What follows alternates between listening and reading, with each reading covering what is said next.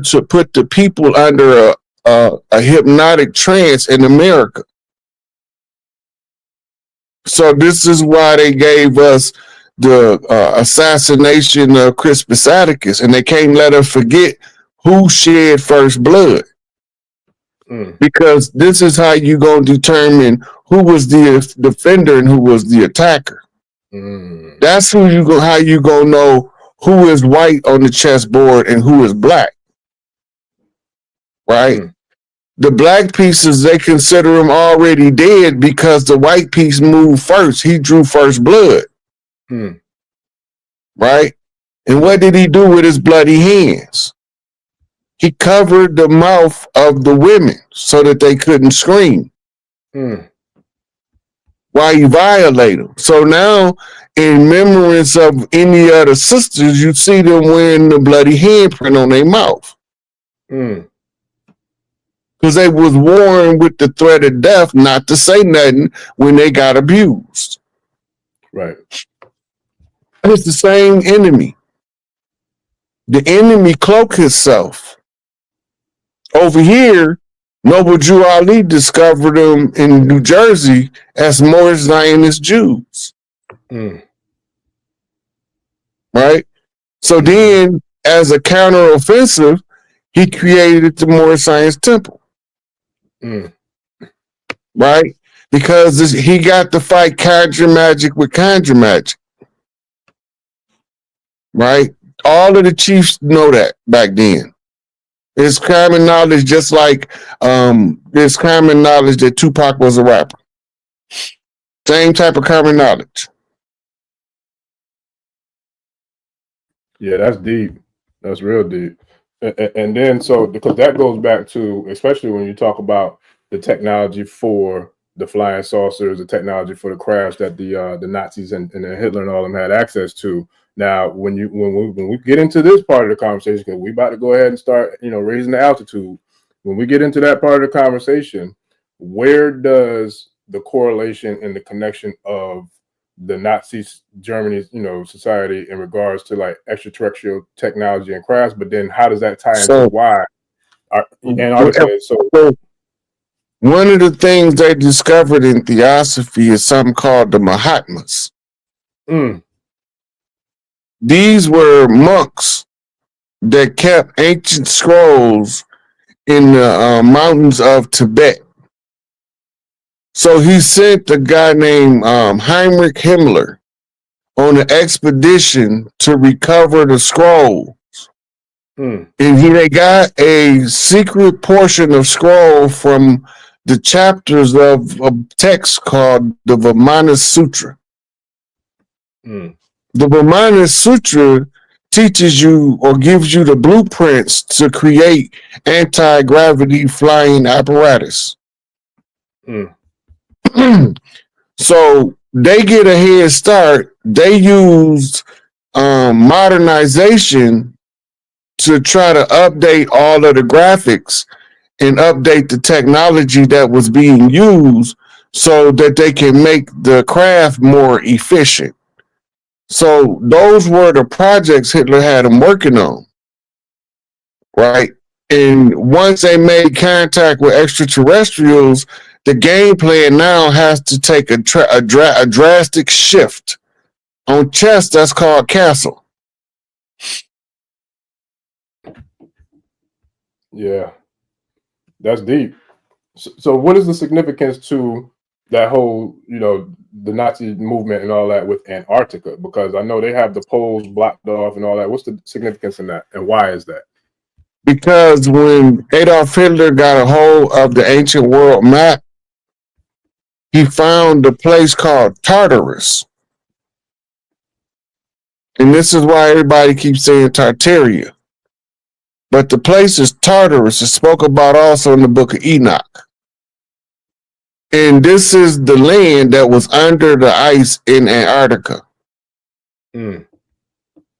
They had already received the reports from Admiral Richard E. Byrd about his experiences in Antarctica. That was way before World War II. Yeah. So once they 30s. When was that? That was a long 1927, I think it was 1927 or something like that. because he was flying over either the North or the South Pole, and he ended up flying into the inner Earth. That's when he flew over the North Pole, when he flew into the inner Earth. Gotcha. When he flew to Antarctica, he talked about the unexplored lands that he's seen. Antarctica under the ice is probably big as North America, or bigger. Yeah. Right. And this is why when people see the ice shelf, they think it's a wall. Right. But it's not a wall, it's a shelf. If you see it from the top, you understand what I'm telling you. You can see all of the ancient structures starting to melt through the ice, thanks to the return of the sun cycle. The sun cycle is going to thaw Antarctica out. We got cryogenics and cryostasis from telepathic communication with people that was frozen under the ice to tell them how to thaw them out without killing them. Oh boy. Look, they try to tell us that they brought them from Africa and set them loose in Antarctica and they thrived. And they called them the Bashinga tribe.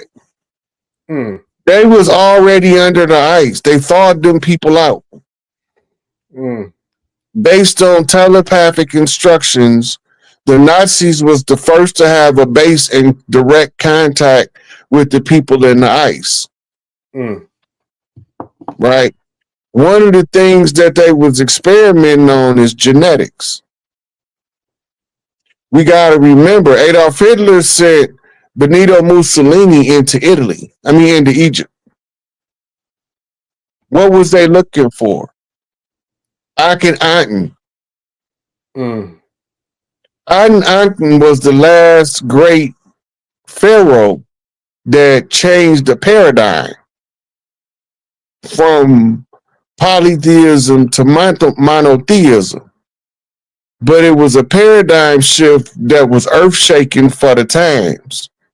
So they wanted somebody with the same capabilities, so they started a genetic breeding program called Boys from Brazil. They even made a movie about it. So while they was down there, they say that they was cloning Adolf Hitler. They wasn't cloning Adolf Hitler. They was cloning Akhenaten. And they was cloning them in a batch of 50. And they was always experimenting on them. And they was dying in the experiments until they got down to about 10 of them. And then they gave us one of them. And they told us his name was Barack Obama. But his name is Barry Soetoro. Born in Kenya, the land of the jackal. Rosemary's Baby. Damien. Right? So when we was looking for the Antichrist, he rose right in our face and we was too blind to see it. Listen, okay. So now you know went devil's advocate. Can you kind of tie that into how real the devil's advocate was? The symbolism in that movie and everything that was talked about? Yeah, the devil's advocate with Al Pacino. Yes. They broke down so you got to remember that term devil's advocate is a lawyer in England.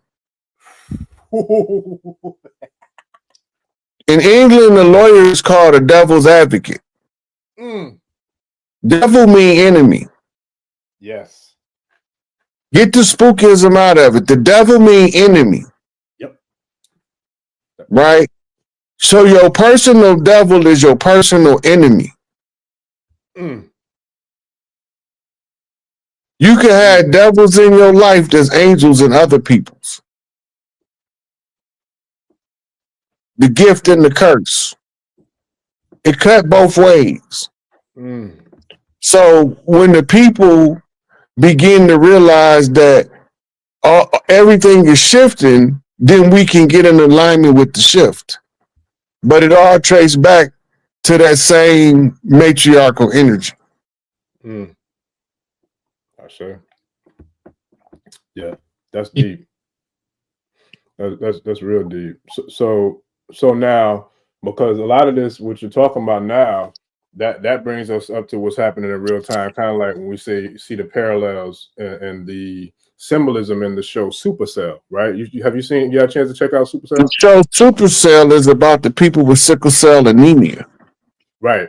Now their Okay, power. so we are in the process of shifting in our genetic upgrade from a carbon-based entity to a crystal-based entity. When the defense mechanism for malaria that was dumped on them by Enlil, Enki genetically engineered them to defend themselves with the sickling of the cell from the malaria. Right? So they also have a program in their DNA that when the solar flash hit and the earth sent out the pulse and we go crystalline DNA and all of the frauds is shut off, then they're gonna have special abilities, but I don't know what they're gonna be, but they're gonna have special abilities because of the sickle cell trait.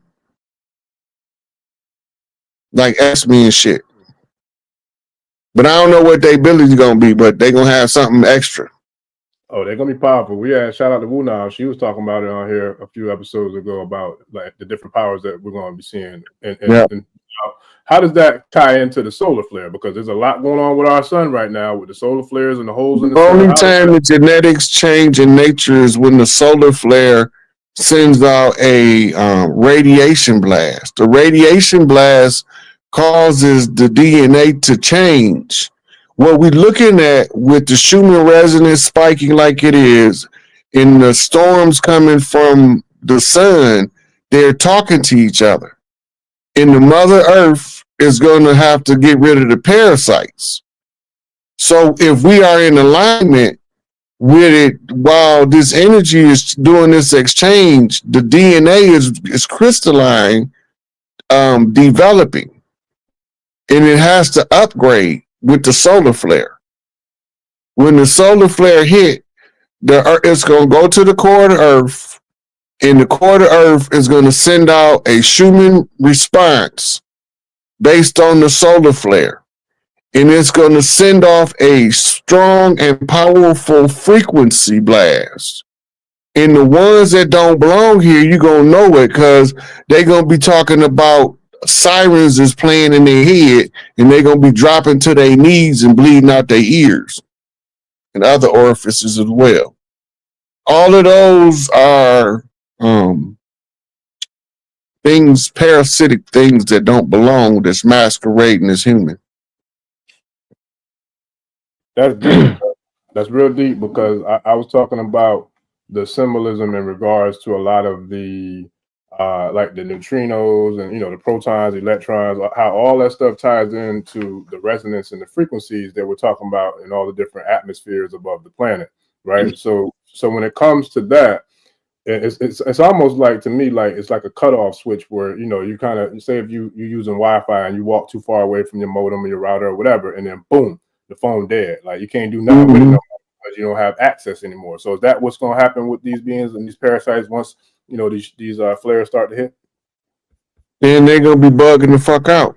They're gonna be crashing. They're gonna be crashing head first in the cars and shit. So it's gonna be like a real malfunction, like a real system malfunction. You gonna see them break down. When that burst go off, a lot of them just gonna drop dead where they at. But they can't resist the frequency.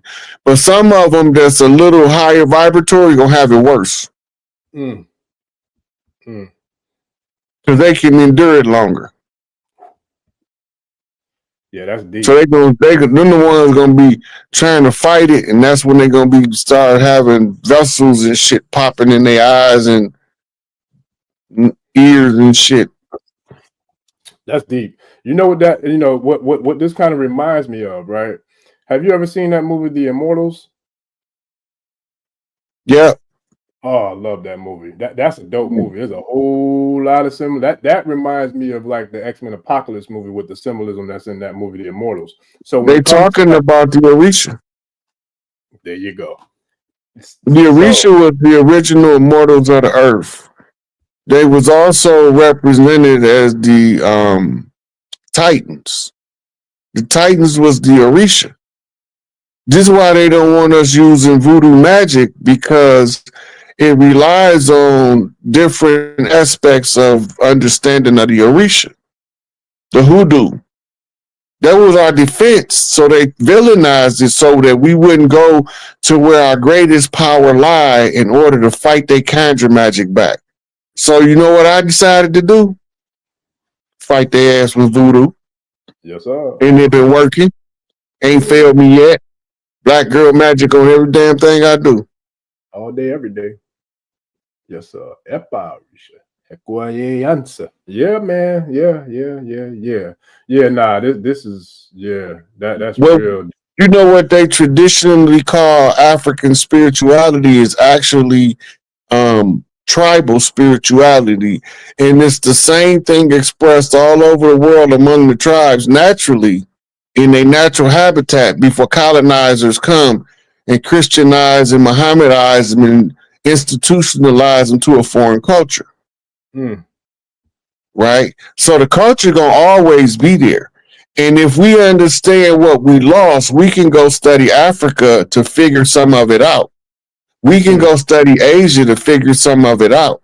Studying the indigenous cultures, studying mm, Australian indigenous cultures, Maori indigenous cultures, mm, Hawaiian indigenous cultures. All of the cultures that was there before the colonizers is a central theme that tells you who the rightful heirs is to take care of the local land. mm. You exactly where you supposed to be on your land. Because in this life, that's where your birthright dropped you. That's Your deep. right of birth, the land you landed on. But they told you you landed in the sea. That's Admiralty deep. jurisdiction. That's deep. Oof, that's real deep. Hmm. Man, oh man. So now in the like where we're going. So now to go back to Immortals in that movie, and this is something that I love, and I'm pretty sure. Let me ask you this before I ask you this question. I'm pretty sure you probably read it, but have you ever read the book? Damn, what's the name of it? It's about the young boy who was he was like in the he was like in the desert, and his journey was to find his destiny. I cannot think of the name of the book. It was a damn good book, man. It's a self-help book and it's a personal development book, but it was about a story about a boy. I can't think of the name of it, but it reminds me of Immortals. And I'll remember. I'll come back to. I'll get the name of that book. But anyways, he always had the guidance and the assistance of like an elder or like a wise man. You know what I'm saying? Kind of like the the astrological aspects of the Jesus story with the baby in the manger type thing, where the stars, the wise men were always watching over him. So in Immortals, what would that character symbolize, or who would that character symbolize? The elder, the old man that was watching over Theseus throughout the whole entire movie, when he was just like the old, old bummy, old hag type character, but he actually was a god that was watching over Theseus to make sure that, you know what I'm saying, he was able to kind of tap into, almost like going from Simba into Mufasa, the Asar and drama. So the blueprint of the holy drama Mhm. is the math that tells the rightful heir how to properly ascend the throne and Mm, who currently is displacing him from his royal seat. This is the mythology of Set versus Osiris. The brothers fight, and Set designs a coffin for Osiris and puts it in and locks him in it and kill him.